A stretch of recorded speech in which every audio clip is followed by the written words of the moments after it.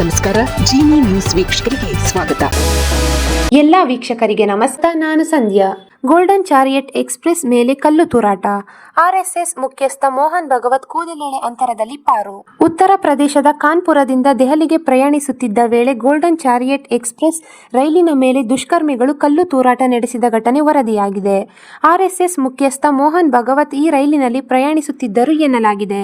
ಉತ್ತರ ಪ್ರದೇಶ ಕಾನ್ಪುರದಿಂದ ದೆಹಲಿಗೆ ಪ್ರಯಾಣಿಸುತ್ತಿದ್ದ golden chariot express ರೈಲಿನ ಮೇಲೆ ದುಷ್ಕರ್ಮಿಗಳು ಕಲ್ಲು ತೂರಾಟ ನಡೆಸಿದ ಘಟನೆ ಗುರುವಾರ ಸಂಜೆ 7:15 ಸುಮಾರಿಗೆ ನಡೆದಿದೆ ಎಂದು ತಿಳಿದು ಬಂದಿದೆ. ದುಷ್ಕರ್ಮಿಗಳು ಎಸೆದ ಕಲ್ಲುಗಳು E1 ಕೋಚ್ನ ಕಿಟಕಿಗೆ ಬಡಿದು ಪರಿಣಾಮ ಗಾಜು ಪುಡಿಪುಡಿಯಾಗಿದೆ. ಅದೃಷ್ಟವಶಾತ್ ಇದೇ ಬೋಗಿಯಲ್ಲಿ ಪ್ರಯಾಣಿಸುತ್ತಿದ್ದ ಮೋಹನ್ ಭಗವತ್ ಸುರಕ್ಷಿತವಾಗಿದ್ದಾರೆ ಎಂದು ವರದಿಗಳು ತಿಳಿಸಿವೆ. ಪೊಲೀಸರು ಓರ್ವನನ್ನು ವಶಕ್ಕೆ ಪಡೆದು ವಿಚಾರಣೆ ನಡೆಸುತ್ತಿದ್ದಾರೆ. ಫಿರೋಜಾಬಾದ್ ಮತ್ತು ಮಕಾನ್ಪುರ ನಡುವೆ ಈ ಘಟನೆ ಸಂಭವಿಸಿದ್ದು, ಆರ್ಎಸ್ಎಸ್ ಮುಖ್ಯಸ್ಥ ಪ್ರಯಾಣಿಸುತ್ತಿರುವುದು ರೈಲ್ವೆ ಭದ್ರತಾ ಸಿಬ್ಬಂದಿಗೆ ತಿಳಿದು ಇನ್ನಷ್ಟು ಆತಂಕದ ವಾತಾವರಣ ಸೃಷ್ಟಿಸಿದೆ.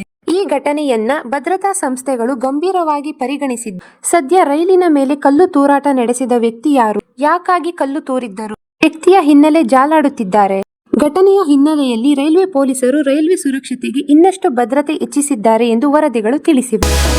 ಈ ದಿನದ ನಿರಂತರ ಸುದ್ದಿಗಳಿಗಾಗಿ ವೀಕ್ಷಿಸುತ್ತಿರಿ ಜಿನಿ ನ್ಯೂಸ್. ನಮಸ್ಕಾರ.